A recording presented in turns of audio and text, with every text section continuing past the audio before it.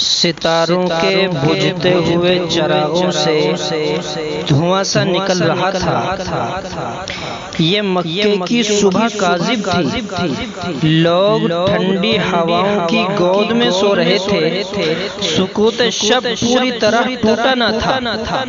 کسی راستے سے اونٹوں کے گلے کی گھنٹیاں بجنے کی آواز آ رہی تھی، مدھم اور بے ترتیب آواز، جیسے کوئی نومشق پجاری مندر میں گھنٹی بجا رہا ہو۔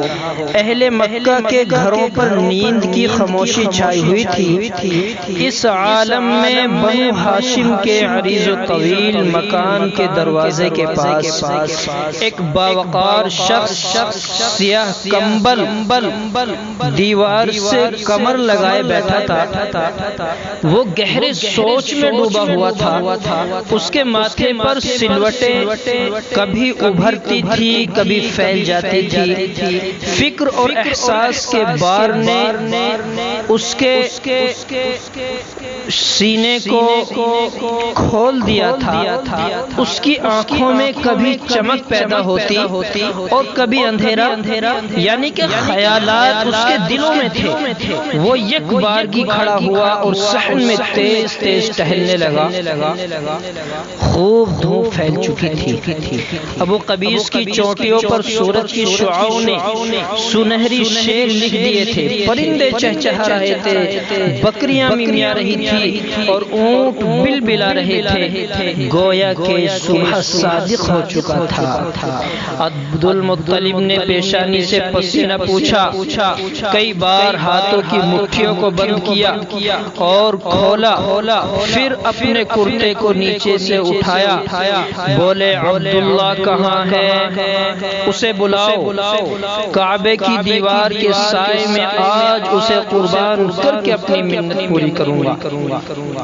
اب آپ جانیے، ایک جوان بیٹا لوگوں کے سامنے اس کا ذکر ہو، اس کے بھائی بھی وہاں موجود ہوں، عبداللہ کے بھائی حارث، ابو طالب اور دیگر بھائی موجود ہوں۔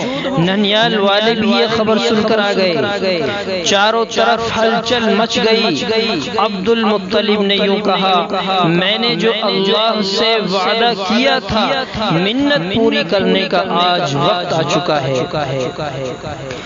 میرے عزیزو، جب یہ بات چلی، عبداللہ ایک طرف چپ چاپ کھڑے تھے، سب کی نگاہیں انہی پر تھی، ترس کھانے والی نگاہیں، ملتجی نظریں کہ کاش عبد المطلب کے ہاتھ سے کوئی چھری چھین لیتا۔ لوگوں کی ہمدردی کے اس منظر کو دیکھ کر عبد المطلب نے اونٹ کے کجاوے پر پیر رکھتے ہوئے کہا، مجھے بزدل بنانے کے لیے تم یہاں اکٹھے ہوئے ہو، تمہاری ہمدردی میرے کام آنے والی نہیں، اور غیرت کو شرافت اور غیرت سے ہمدردی نہیں کرتے۔ اور عبد المطلب نے یوں کہا، عدنان کی اولاد، ہائے اتنی کم ہمت ہو گئی، کاش ابو قبیس کا سینہ شق ہو جاتا اور تمام بزدل قریش اس میں سما جاتے۔ کہنے کا مقصد یہ ہے مختصراً کہ عبد المطلب بار بار داڑھی پر ہاتھ پھیرتے، اپنے وعدے کو پورا کرنے کے لیے اپنے ارادے کو، اپنے عزم اور حوصلے کو سراہتے۔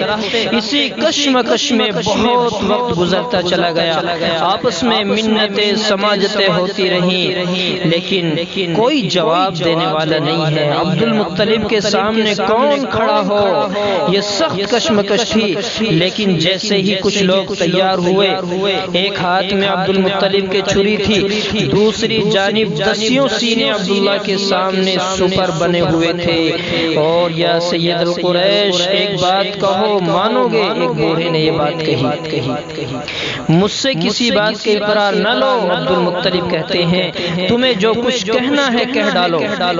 کہنے کا مقصد یہ ہوا اس بوڑھے کا کہ بنو عامر کے محلے میں جو کاہنہ ہے، اس کاہنہ سے ہم معلوم کر لیتے ہیں۔ عبد المطلب چھری کی نوک دیوار میں چبھتے ہوئے بولے، ٹھیک ہے، اچھی بات ہے، سبھی جانتے ہیں۔ سب لوگ عقیدت میں کاہنہ کے پاس پہنچ گئے۔ اس نے اپنی لکڑی کے اشارے سے جس پر زیتون کا تیل ملا تھا زمین پر بیٹھنے کے لیے اشارہ کیا، تمام لوگ بیٹھ گئے۔ تو آپس میں گفتگو ہونے لگی۔ ایک شخص بولا ہم چاہتے ہیں کہ کسی طرح عبداللہ کی جان بچ جائے۔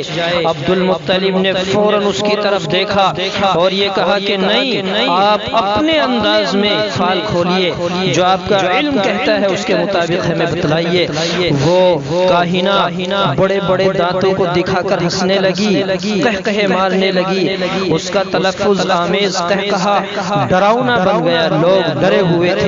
تو اس نے یوں کہا منت پوری ہو سکتی ہے، عبداللہ کے نام کے ساتھ اونٹوں کا بھی قرعہ ڈالو، یہاں تک کہ عبداللہ کی جگہ اونٹوں کا نام نکل آئے تب اونٹ قربان کر دینا۔ سب لوگ خوشی خوشی گھر واپس آئے۔ قرعہ اندازی شروع ہوئی۔ قرعے کا آغاز 10 اونٹوں سے ہوا۔ اسی طرح عبداللہ کا نام نکلتا چلا جاتا، لوگوں کے چہرے فق ہو جاتے۔ 100 اونٹ پر جا کر عبداللہ کی جگہ اونٹوں کا نام قرعہ نکلا تو 100 اونٹ قربان کیے۔ عبداللہ آج چھری تلے سے نکلے تھے، انہیں دوبارہ زندگی ملی تھی۔ جتنی خوشی ہوتی تھوڑی تھی۔ کنواری لڑکیاں خوشی کے گیت گانے لگی، بچے چھوٹے چھوٹے نیزے اور کمانے لے کر کھیلنے لگے۔ عبد المطلب کا گھر مہمان خانہ بنا ہوا تھا، یہ سب کے سب خوش ہو گئے۔ عبداللہ ذبح ہوتے ہوتے رہ گئے۔ قربانی کی منت دوسری صورت میں پوری ہوئی۔ اب سے کئی ہزار سال پہلے اسی مکے میں حضرت اسماعیل کے ساتھ ذبح عظیم کا محتم بالشان واقعہ پیش آیا تھا۔ تاریخ نے ذرا بدلے ہوئے انداز میں پھر اپنے کو دہرایا، وہی نسل، وہی گھرانہ، وہی شہر، ان اسرار پر